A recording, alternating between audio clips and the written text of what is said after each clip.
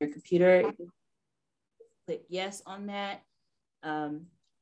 And then we'll go ahead and begin. So good afternoon, and thank you for attending the Lunch and Learn series hosted by the North Carolina Center for Nonprofits, the North Carolina Office of Strategic Partnerships, and Volunteer NC. Today's program will be recorded and available on the Volunteer NC YouTube channel. The webinar link, as well as any material provided by today's speaker, will be emailed to you by tomorrow afternoon, along with a survey and a link to register for our next program. Please complete the Volunteer NC Lunch and Learn survey. Your responses will enable us to continue providing program relevant to your organization. Put your questions in the chat box, and our moderator, well, I'll be your moderator, I'll read them out. And so today's guest speaker is Kim Shaw, and she will present today's topic, which is using the 990 for marketing and fundraising purposes. And before we begin our webinar, I'd like to introduce our guest speaker. So Kim Shaw is the Executive Director of the Triangle Nonprofit and Volunteer Leadership Center, short TNVLC. She has more than 30 years of nonprofit leadership experience in board development, strategic planning, marketing and communications, fundraising, human resources, and finance. I want to say thank you so much, Kim, for being our guest speaker on today's topic. Thank you for having me. So I also want to make an apology ahead of time. I am fighting pollen. I don't know if anyone else is fighting pollen, but I'm fighting pollen. So I have a very scratchy throat and I may be coughing. It's not COVID, it's pollen. So just want to clarify that. And I want to thank you all for joining this scintillating topic of 990s. And that is, I'm being very sarcastic because I know that doing taxes and anything related to taxes is not exactly everyone's most favorite topic. But the 990 is a really powerful marketing tool. It's not just a tax return, as this slide says. You know, it's an information return, and it's also a great way for you to market your nonprofit. So let me make sure I can drive okay. So the first thing we're going to do is just a little bit of a primer on what a 990 is. So we've got a poll coming up that Daphne's going to share. And the first question is, you know, what is Form 990? So you've got 5 choices and you get to choose one. So Daphne, if you would throw the poll up, which you may have already done. So we'll give you maybe 30 seconds to answer this.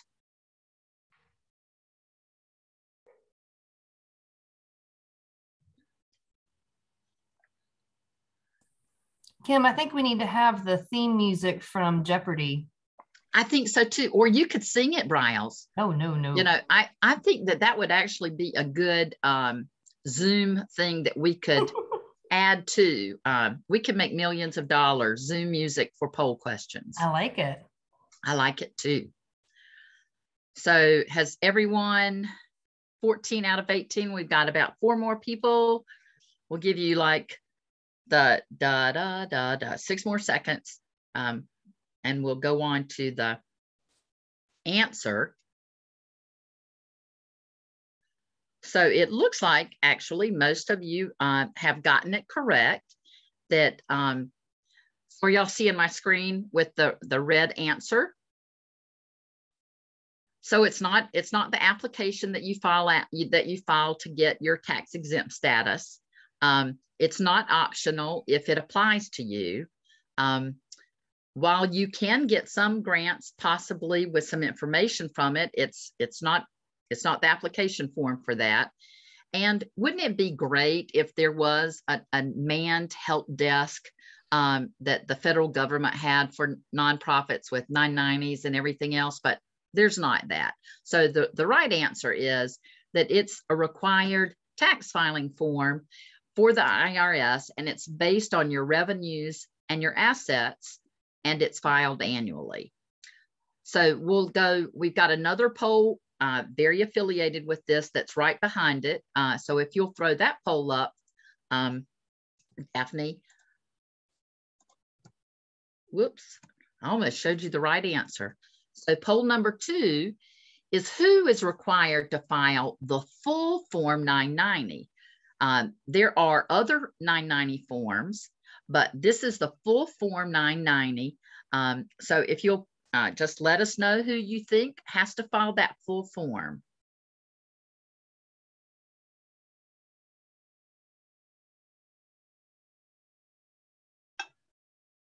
About halfway there.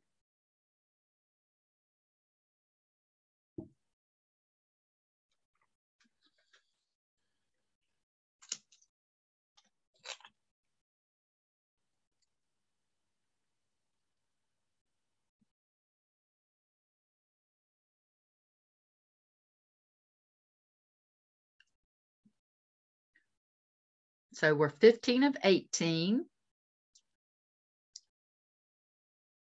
And we may have the other 3 that are drinking a cup of coffee real fast. So let's go to the results of that. And the answer is not all registered nonprofits, because there are a lot of different kinds of nonprofits out there, and they're all different kinds of sizes. It is not tax exempt nonprofits that have receipts greater than 50,000 or total assets of 200K or more. It's not nonprofits that operate a school or clinic, and it's not only nonprofits that have been operating for 5 years.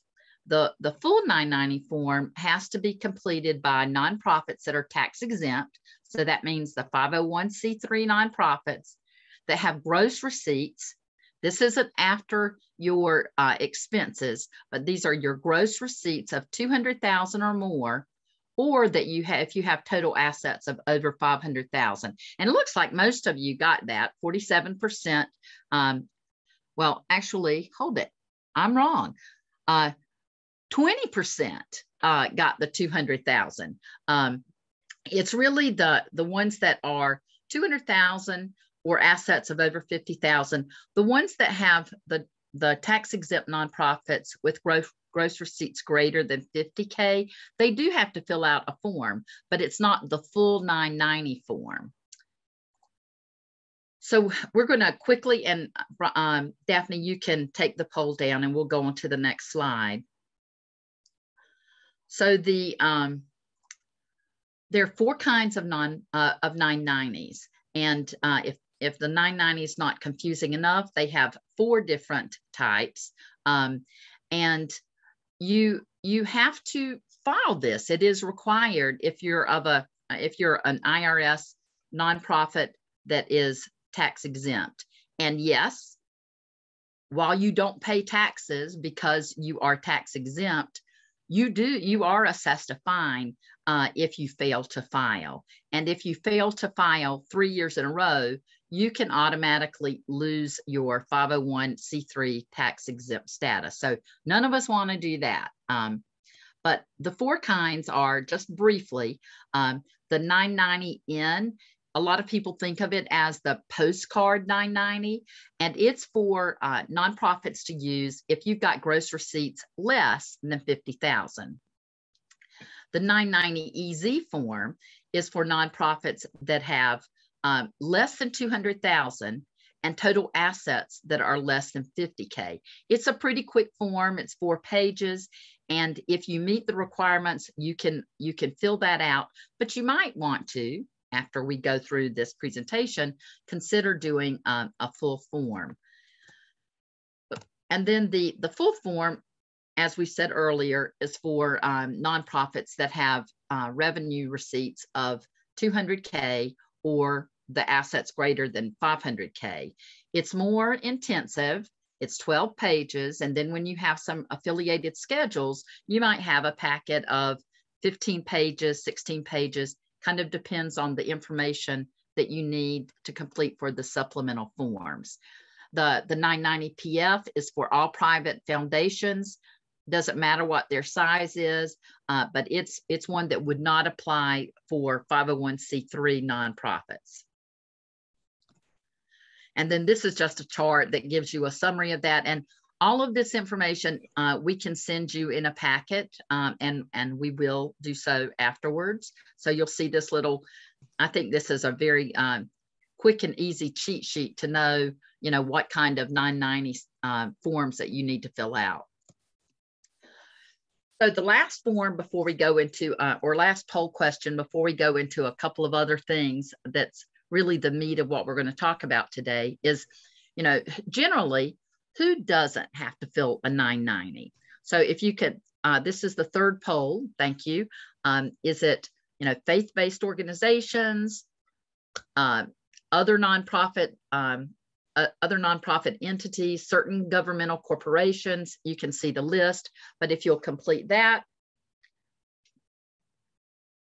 So who is not required to file any 990 reporting forms? We're at 6 of 18, or about a third of the way there.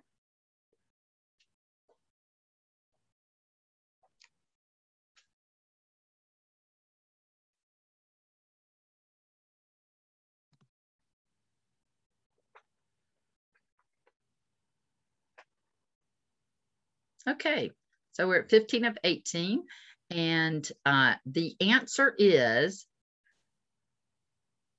you're going to be surprised, it's all of the above.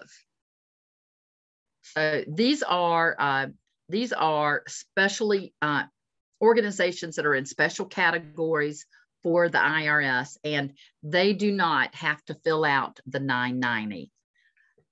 Which we had 20% of our answers. Three of you got the right answer. So I'll give you a star, except I don't know who you are. Anyway, so let's go on. Oh, there's one other reminder that I wanted to share with everyone. And this is a result of a new Taxpayer First Act. And that was passed in July of 2019. But in the past, you may have done your 990s hard copy and submitted them. That is no longer possible to comply with the new regulations that they are requiring all filers to file this electronically beginning with your tax year after July 1 of 2019.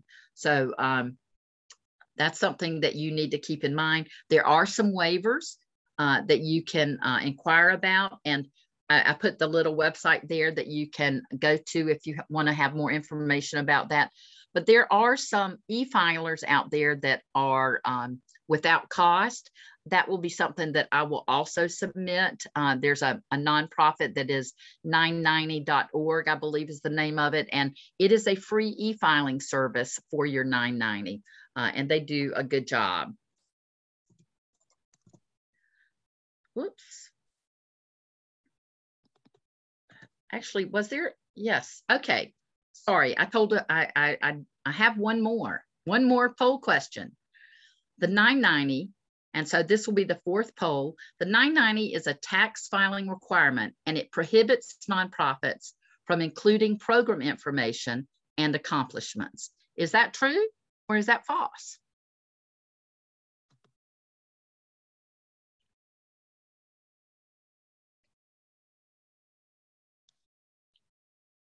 (13 of 18, 14 of 18, 15 of 18. I think that's about how many we've been getting to answer. So the answer to this question is false. It is a tax filing requirement, but it doesn't prohibit nonprofits from including program information and your accomplishments. And we are going to be talking about that in the very next slide. And it's the purpose of this training session, which is to talk about how the 990 can be used as a marketing tool. So there are 4 areas in the 990 specifically that nonprofits can use to highlight your programs and to talk about your accomplishments and any other information that you feel is important to promote your nonprofit. The 4 places are the mission, significant activities, and I'm going to show you that on the form itself. And that's on the very first page, and it's part 1, question 1. And then we've got a second place, and it's on the second page, and it's the statement of program activities. It's your service accomplishments, and you can also describe the organization's mission. You get a second chance to talk about your mission there. The third place is right underneath that. It's on the same page, and it's talking about all of your accomplishments in detail. So you get to share information about your 3 largest programs, and you can actually go into more than that on Schedule O. And Schedule O is kind of an open document where you can add additional information in any of the places throughout the 990 that you feel like you need some more space to explain some things. So we'll jump right into the first one. This is the first page of your 990. And you'll have the top part of the information is where you complete all of the basic information about your organization, your ID number, your telephone number, all of that basic stuff. But then you come down here under part 1, summary. And it says for you to briefly describe your organization's mission or most significant activities. So one of the things that you're going to want to do when you do this is to think about your mission statement. And it doesn't have to necessarily be your official mission statement. You're going to want to use that box to explain what you do and how you do it. So it's a lot of times nonprofits kind of skip over this part. So you need to think about it, kind of think about it the same way you would other marketing materials. You've got 3 lines. So I've got an example here to show you of something that, you know, is succinct and I think powerful. An example is Charity Water. So their 990 mission statement says, Charity Water is a nonprofit organization bringing clean and safe drinking water to people in developing countries. That tells you in a very easy to digest way what it is that Charity Water does. I think it's very clear and it's to the point. But then they offer to share more information in Schedule O. So if you are typing that in, let me go right back here. Whoops. So one of the things that you can do, and it's what I do in my 990s, is once you've put in your statement there, you can put in parentheses after that, see more information on Schedule O. And we'll look at Schedule O in a few slides in the coming up where you can see where you can do that. So the second place that you have to be able to expand on your program accomplishments is in part 3. That's on page 2. It's at the very top of the page. And one of the great things about this, as far as marketing your nonprofit goes, is that both of these,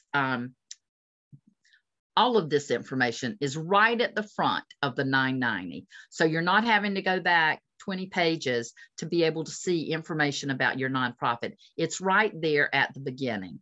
So we have in part 3, question 1, briefly describe the organization's mission. So you have another place to talk about what it is that your nonprofit does and why that's essential.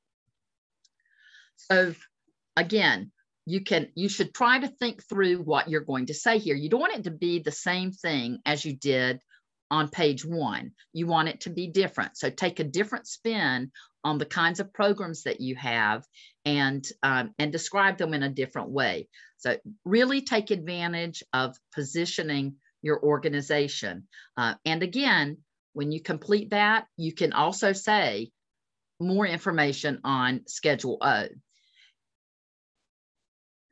The final place, and it's the place where you have the most space, is part 3 under your statement of program accomplishments. And it's asking you to talk about your 3 largest program areas. And they define that by your expenses. So it's not necessarily how much revenue that those programs bring in, but it's how much, what expenses do you have around those? So you can see here that you've got what, about 10 different lines to be able to talk about your program. And it also asks you at the top to list your expenses and then your grants and your revenues for those programs.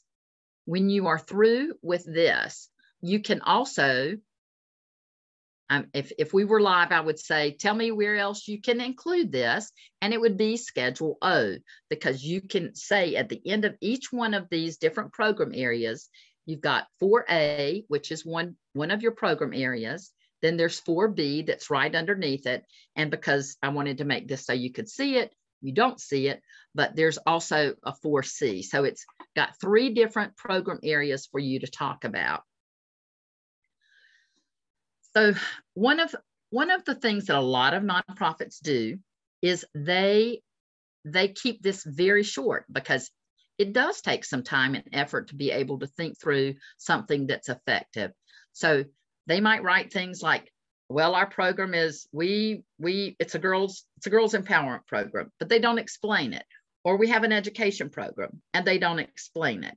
So it is a great opportunity for you to talk about what your program is and include as many details as you'd like to include and some metrics about the program. So I think I have you there, but so what you'd want to do is include things like, we served this many people. We had this many volunteers help us do that. We saved this many dogs. But different things as it relates to each of your programs, to be able to talk about the impact that that program had and include metrics. People like to read about, why is this significant? You say you do this, but what impact does it really have in the community? So you're going to want to be able to include as much detail and metrics as possible when you're going through these. And it's likely, and in the different research that's been done with foundations, that it's one of the first pages that foundations will read when you've submitted an application. They're going to research you. A lot of them do that. And this is an area where they spend a lot of time looking at the information that you've provided to the IRS. And again, you can continue this narrative on Schedule O. This is Schedule O. It's a blank piece of paper. So what you'll want to do is at the beginning of each, when you're talking about each program area, you'll want to say, mission statement continued from page 1, question 1. And then you're going to want to add that additional information. You don't do a separate Schedule O for each time you've, so you wouldn't do like 5 different Schedule O's. You would have one Schedule O, and you would list those different areas where you're including additional information on that schedule. So Schedule O, you could have 10 pages of Schedule O with it all running filled. I don't know that I would suggest that being the thing to do, but there's no limit. You can put as much narrative as you would like to have on Schedule O. There are some things that you may have to, the IRS requires some additional information if you answer a certain way on your Form 990. They may, if you say you don't have a whistleblower policy, or you don't have any board members, or if you don't do some of the things that they generally expect nonprofits to do, you can use the Schedule O, and must use the Schedule O, to explain that. And as you fill out 990s, it will tell you, please provide documentation in Schedule O. But the most important thing about Schedule O as it relates to marketing is it allows you to, fully explain your program, to give, very precise metrics on why that is such a vital program area. So some pointers. So like I said, the return does have prescribed things that you have to complete, but here's an example of a way that you can write some information about your program. So you can say, our organization provides meals to those in need. Well, that's good. I'm glad. That's good work. But the same organization said in their revision, over 150 volunteers helped our organization serve over 10,000 meals to those in need in 2020. So of those two sentences, I can't ask you to answer out loud, but which one captures your attention? Which one shows a significant impact? Which one shows some metrics that are thought out and impressive? And of course, it's the last one where you've got 150 volunteers helping serve 10,000 meals. So that would show a donor that the donation that they made, or a foundation, the good work that you do. So a couple of other things. Let me make sure. Yep. Before you file your next Form 990, I don't know how many of you have an outside person do this, or if you do it yourself. If you have an outside person do it, that's great, but be sure, and most of the time accountants and bookkeepers will ask you to fill out the program information yourself. They don't know what you do, and you don't want them to be putting that in there. You want to be able to explain what your programs are and why they're significant. So look at your descriptions from the previous year. You don't want to cut and paste and have the same thing. When a foundation looks at that and they see the same thing, then while your programs may be somewhat the same, your metrics are going to change. So you're going to want to take the time to update that. One of the recommendations that I hear a lot from folks out in the field is use the same key data that you would in your annual reports or in your other promotional materials, and really think about the 990 as how can I more effectively grab the attention of funders, and when they're reading it, what's going to be significant to them. So when you're filling this part of the 990 out, it's important to pay attention to the numbers. Yes, they need to be good, they need to be real and all of that, but also think about your page 2 when you're talking about your program activities. Look at your narratives, and are they depicting your activities accurately? Is it compelling? Like in that other example where, yes, we feed people in need. That is a good thing to do, but the more compelling statement was the one that had some more specificity to it. Are you telling the whole story? Are you telling everything that you're doing? Are there, and I keep saying this, but it's very important. Are there metrics that you can add to the narrative to provide more detail? Try to quantify how many you serve, how you do it, and just add as much detail as you can to that.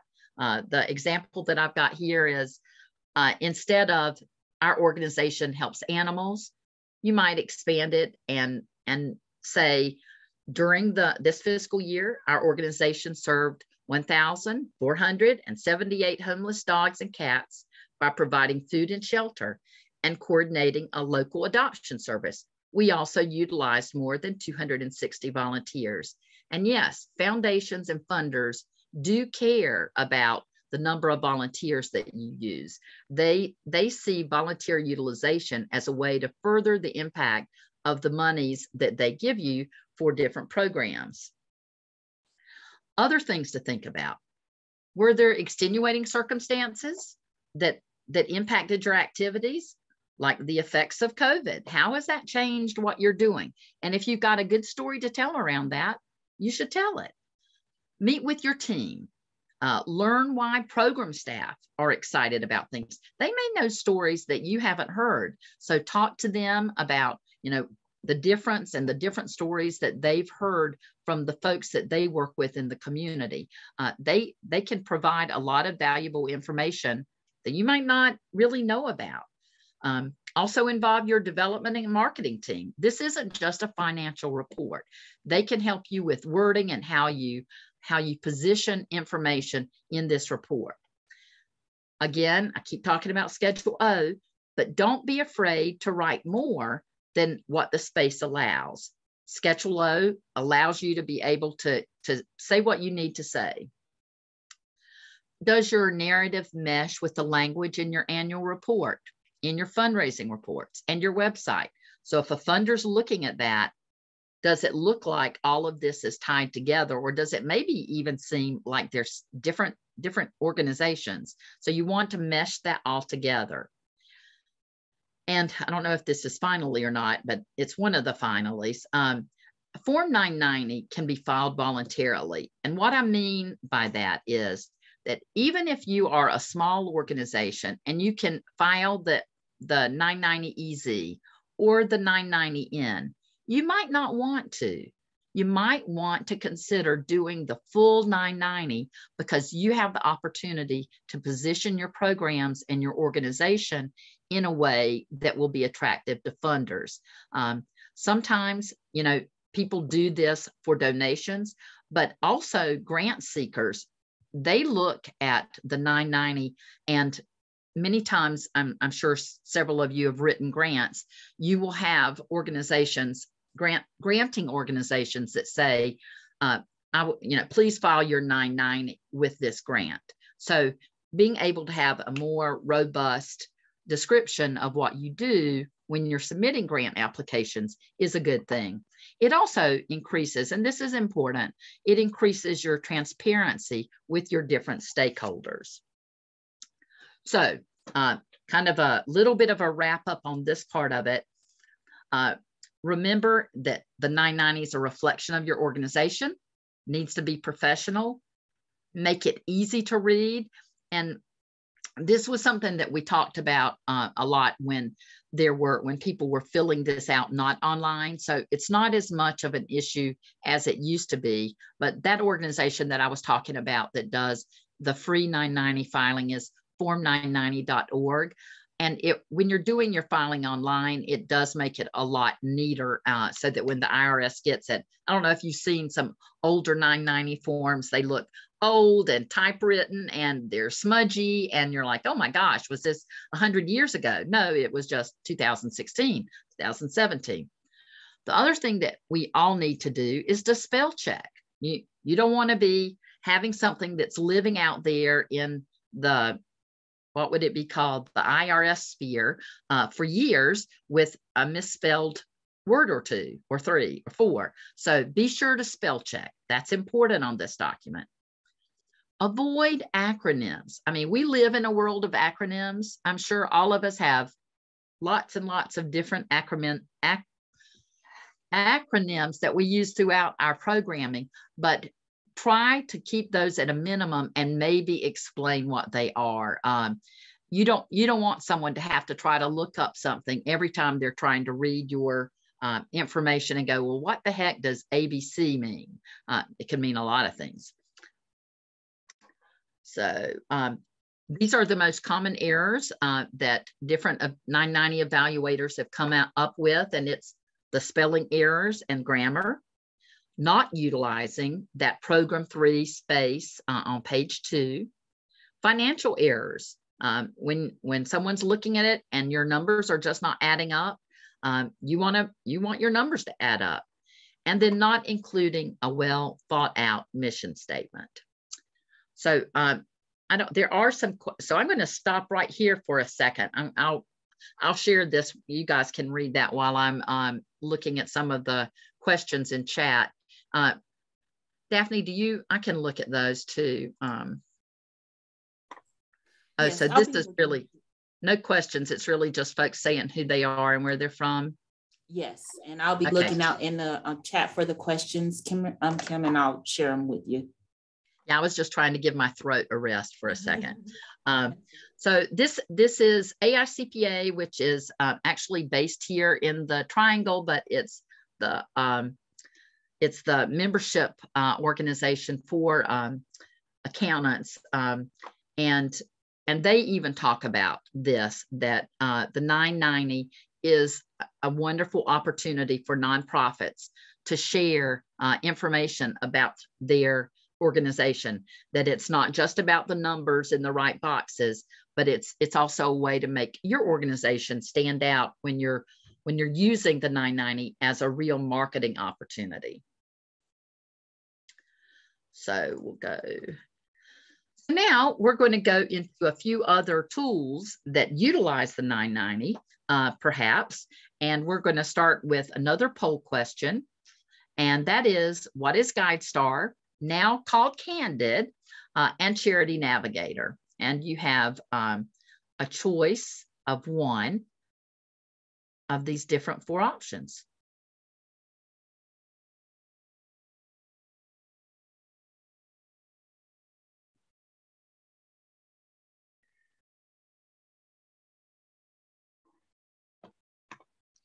And we're at 12 of 19. This really would be a good place to have that Jeopardy music. 13 of 19.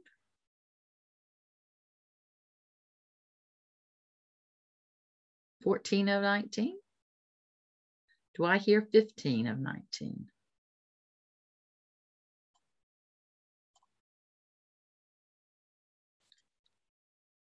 Okay, so we'll go ahead, and the answer is, it's not movie tickets. Wouldn't that be cool, though, that if there was a place where all nonprofits could get free movie tickets? But it's not that. And it's not mapping that gives you directions to visit any nonprofit. And it's not, although this is also a really good idea, a hotline where you could get live support from any nonprofit. Nope. These are 2 very well-respected and well-known nonprofit information sites, and they also rate nonprofits. So the GuideStar, which I would ask you, have any of you heard of GuideStar? But I imagine most of you have. It has been around a long time, and it's generally thought of as the most complete information around nonprofits in the U.S. I think they have a database of 1.8 million IRS recognized nonprofits. You can find that charity. You don't have to be a member to join. You can log in and you can look up any nonprofit that you're interested in. You can see all of the 990 information. And there are different things that you can do on these sites, which we'll talk about in a minute. But for both GuideStar and for Charity Navigator, all of their financial information comes straight from that 990 that we just talked about. So all of that marketing information now is also going to GuideStar, now Candid, and Charity Navigator. And Charity Navigator is a little bit different than GuideStar. They evaluate the organizations based on a rating scale that they have. Right now, I think they're at about 200,000 nonprofits that they've rated. And for both of these sites, you can, I'm jumping ahead a little bit, but you can go in and create your profile and update that. And I'm going to suggest that we all do that. But Charity Navigator, whoever. I have a question earlier. Yeah, I had a question earlier. I didn't phrase it as a question, but it was going back earlier about the gross receipts of 200,000. Was that after expenses? Your gross receipts? No, it's considered before. Over 200,000. It doesn't matter. It's just the income. It's before expenses. It's your gross receipts before any expenses offset that. But that's a good question. Thank you. Yep. Thank you. So one of the things that both of these organizations do is they try to give you a very objective way to look at a nonprofit and see how they use the money that they raise. So we're going to first talk about Charity Navigator. And one of the things that I was suggesting, if you have not done this already, and I bet many of you have, go into both the Charity Navigator and to GuideStar and create your profile. You claim your nonprofit and then you update it.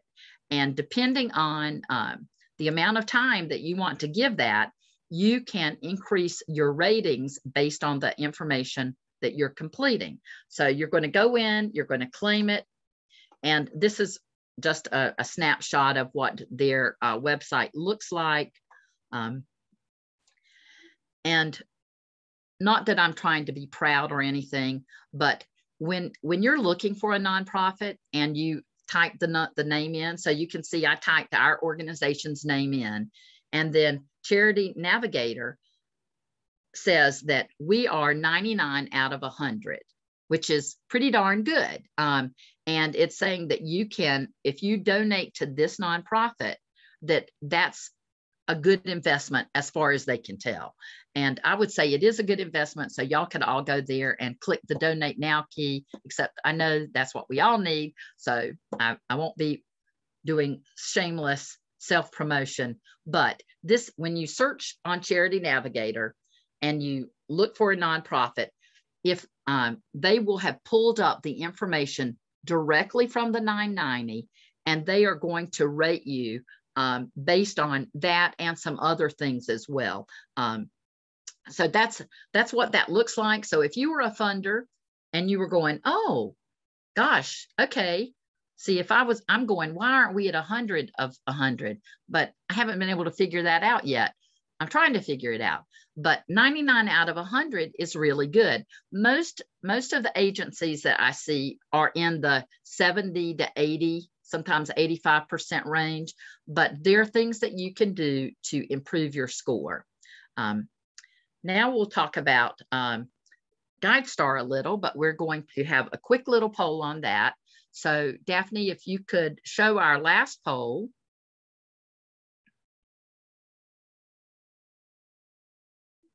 And it's, you know, when you create a profile on GuideStar, now Candid, you will be able to, and you can select the answers.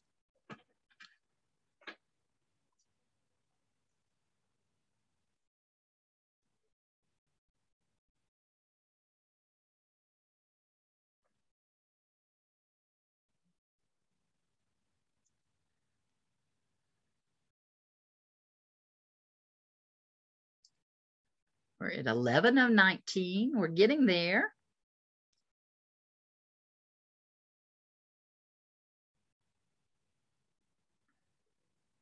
Some of you are still thinking about it. 11 of 19, 13 of 19.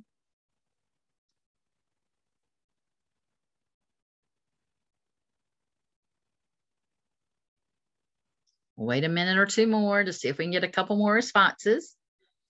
And then the big unveil, reveal.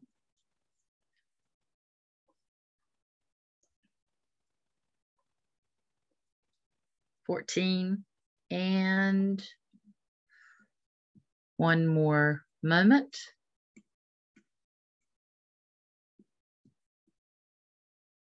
Okay, I'm going to go ahead because I know we're running a little short of time. So we have a couple of folks said it showcases your program's impact. It does that. It sends information to more than 200 charitable sites, including Amazon, Facebook, and Network for Good. Yeah, it does that too. You can use it as a profile, as a handout in funder meetings. They have kind of a very cool little application where you can print out a profile that you can do that handout. It does give you a chance to celebrate your diversity and for your staff and your board. So the real answer is all of the above. Not that the other ones were incorrect.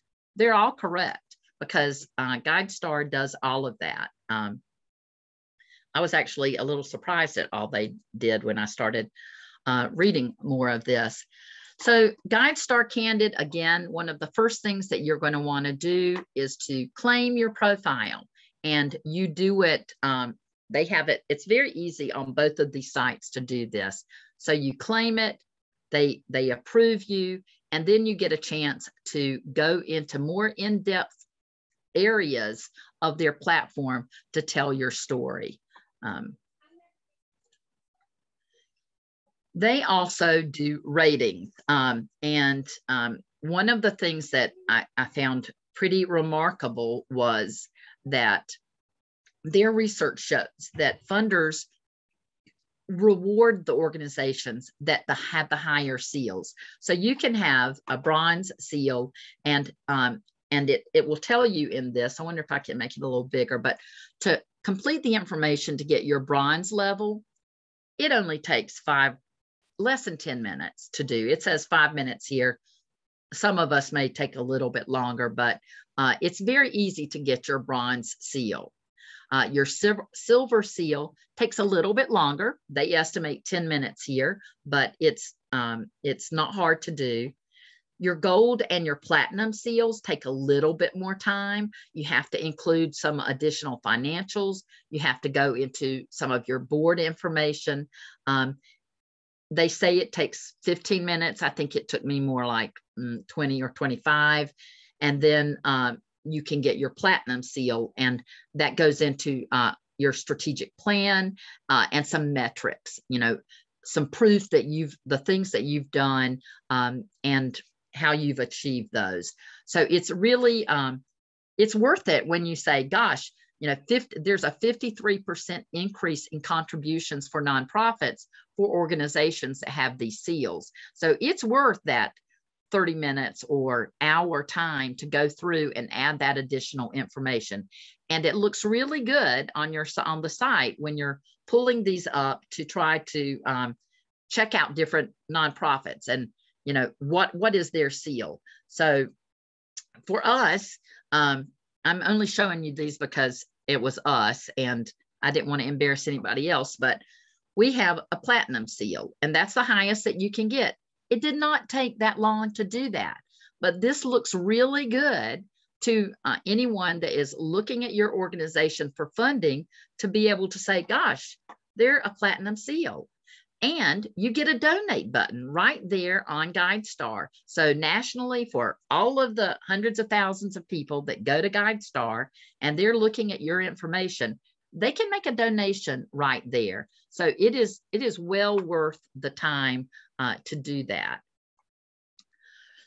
So I think I'd included most of these on the poll question. When you do that, they send this information. It is updated frequently. They send fresh information out to 200 plus sites, including Amazon Smiles, Facebook, Network for Good. They also send it to all major U.S., and I don't have that on here, but to all major U.S. donor advised funds. So places like Schwab and Fidelity Charitable, this information goes straight to them. And a lot of foundations also go here to check out the information about your nonprofit. So it's easy to do this. And they have a special right now. So I wanted to include this as well, that for smaller nonprofits, that if you will go in and update your profile and you get a gold seal, you will get free access to the foundation directory, which is, if you were to subscribe to it, I think it's $500 or $600, but it will give you information about all of the different foundations in the US. And that can help you with your grant writing. So it's a good time to do that if you haven't already done it. And no, I don't work for Candid GuideStar, but I saw that when I was putting together this presentation. I went, well, it's worth sharing with all of you that they are now offering that. And that's a tremendous asset. So that's really everything I have today. And we've got about 9 minutes, it looks like, 9 or 10 minutes. So I wanted to just open it up to anyone that might have some questions. Hi, Kim. We do have a question from one of our participants, and if he wants to elaborate more on that, he's more than welcome to. But the question is about the celiac nature of disaster recovery. The question was actually, can you hear me? Yep. Yes, we can hear you. The question was actually cyclic nature. What happens is, well, Wake County was a good example. Remember the tornadoes in 2011? We had formed a voluntary organization in 2002, and we were operating on a budget of cash flow of maybe $60 to $100 a year. 60 as in 60? $60. Okay. We were printing brochures and stuff for our classes and that for among our volunteers, and that was it. all of a sudden along comes these tornadoes. We had a gross receipts of $60,000 and another $40,000 that we were directing for 1 year. And because our organization happened to be started in advance of the disaster, we didn't have to take time organizing. We were able to do the complete recovery in a year. And we went back to the $60 or $100 budget. Actually, it's a little bigger than that. The website costs $70. But okay. So you're not operating in a deficit with your website expense. That's good. No. But if we had put a Form 990 together before the disaster, and that's the one people would look at during the disaster, it would not be very impressive. Yeah. And as soon as the disaster is over, one year, the next year we're back to the 990 postcard. Right. Or I suppose we could file the long form with 20 blank pages with no paid staff, no outside fundraisers, no paid staff on the board, all of that. A lot of blank pages in a long form. It's hard to get something impressive and make it stick. And all of the organizations, or almost all of them that are on the on this forum today, are in the same basket. A lot of them are in the midst of recovery now, and it might be 3 or 4 years, but right. They'll quiesce soon. Yeah, I thought you were going to ask, and I shouldn't have anticipated it this way, but I will just share this because it's maybe relevant. So the Form 990 in with the postcard is for the organizations that are 50,000 and under, but it's also, they look at 3 years of your funding. So they average that out. So if you have 1 year where it's over that, but then the other years are back to $60 or $100, then you can still do the postcard. The question would be, what's the strategic, how do you want your organization to grow? And if you want to use a 990 to help reach other funders, then there are ways to position the fact that you don't have any paid staff. I think it's a remarkable story to say you're 100% run by volunteers, and that tells donors that, hey, none of their money is going to go to pay for anyone's salary. 100% of their money is going to go toward program work. And so that can tell a powerful story. So I wouldn't not do it because of no paid staff or any of these other things. But are you a 501c3? Oh, absolutely. Okay. Got that in 2002. So, I mean, it's not going to take you that long to do this, and you'll be able to make some strong statements that you guys are there ready but you're ready to jump in when you're needed to do that. So I think that's a powerful story, and you can talk to people in your organization, say, hey, let's write this up in a way that is compelling, even though our annual income right now is $100. I think you're probably under, I don't know, maybe it is $100. I don't know, but it's a lot to do. But if you're trying to grow your organization, you need to think long-term, where do you want to go and how do you want to get there? Well, that's very interesting because a lot of the organizations, including this one, don't really have growth in mind. Our goal is to be able to be strong, grow dynamically for a disaster, and then fade back into the woodwork. To try and keep a whole bunch of volunteers motivated when you can't have any assignments for them is difficult. They tend to drift away. We have a core group that doesn't, that's committed. And the others we will recruit again as we need them. It's really different. That's why I said it's cyclic. Yeah.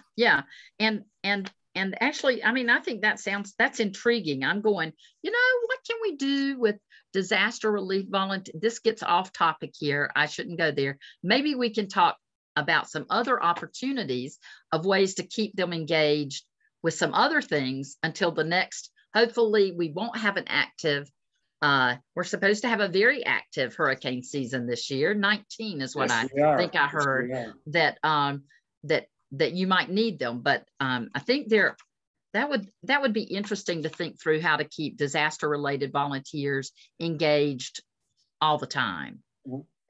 I'd love to have this discussion with you, but we won't bore the rest of this forum. Yes. So sorry. I'd do that. Yes. I'm trying to be fair to everybody else here. Yep. Are there other questions, Daphne? Yes, Kim, we have another question. And the question is, our nonprofit just dissolved to come under a parent nonprofit. How can I report our individual achievements, programs, and accomplishments with the 990 within our parent nonprofit? So is the nonprofit now that was dissolved, let's see, that was for Jana. Yes. Was it, is it still doing work, but those program things that they're doing is under the umbrella now of another nonprofit? Is that the way I'm understanding it? Is that right, Jana? Yes, correct. So you're going to be underneath that other umbrella, but if you're still doing the work that you were doing, then you would still want to talk about those programs. It's just going to fall underneath the auspices of your parent nonprofit. And you got that Schedule O. I don't know if one of your programs is one of their top 3 expense items, but you can still talk about your program work within that organization. If they've adopted you, then your work should be part of what their work is. I don't see that as being divorced in any kind of way. Okay, great. Thank you so much for clarifying. You're welcome. Kim, we have another question from Reverend Whitley Jr. He says, Yep. How can we update our 990 once it's filed to include the new information? And can the update happen in the same filing year? So the IRS is really behind right now. So I can't talk about their speed or efficiency, but you can file an amended 990. There's a form that you fill out to complete an amended 990 to change whatever it is that you need to change. So yes, that's possible. I don't know how long it will take them, because from information from, I had an issue that I had sent them very long, detailed information in July, and I got an answer in February. July, February. It's a long time. So I can't tell you how quickly they will do it, but you can file an amended 990. Any other questions? I don't see any more at the moment in the chat. Well, great. Guess what? It's right at 2 o'clock. Did we end right on time? Oh, we did. Excellent. Well, I really enjoyed presenting to all of you, and I hope there was information that you found useful. And we will send, won't we, Daphne? I'll send we can send this PowerPoint with some additional fact sheets. Absolutely. And we want to say thank you, Kim, for taking the time and sharing your knowledge with us today. Thank you for joining us today, participants. We will send today's webinar link, a survey for today's program, materials from today's program, and registration links for our upcoming programs. So the next Lunch and Learn webinar, Delivering Culturally Competent Services for Immigrant Populations Through the Disaster Cycle, is Tuesday, April 26th. And that webinar is from 12 o'clock p.m. It begins at 12 o'clock p.m. and ends at 1:30 p.m. So join our presenter, Daniela Archibald, who's with North Carolina, who is the North Carolina Migrant and Emergency Services Manager for Church World Services, as we discuss learning about cultural competency through the disaster cycle and engage in different approaches to foster cultural competence and explore basic cultural tips when working with some immigrant populations. And as a quick reminder, that was a lot. Please take a few moments to complete our survey. Your responses will allow us to continue providing webinars relevant to your organization. Thank you once more and have a wonderful afternoon, everyone. Bye-bye. Such a boring topic. It's a great topic. It was such good information. It really, really, really good. Thank you. Well, thank you. Thank you. I'm sure you did not have a very big turnout. It didn't look like, but I thought it was good. Daphne, you want to stop recording? Yes. Can you just Okay, thanks.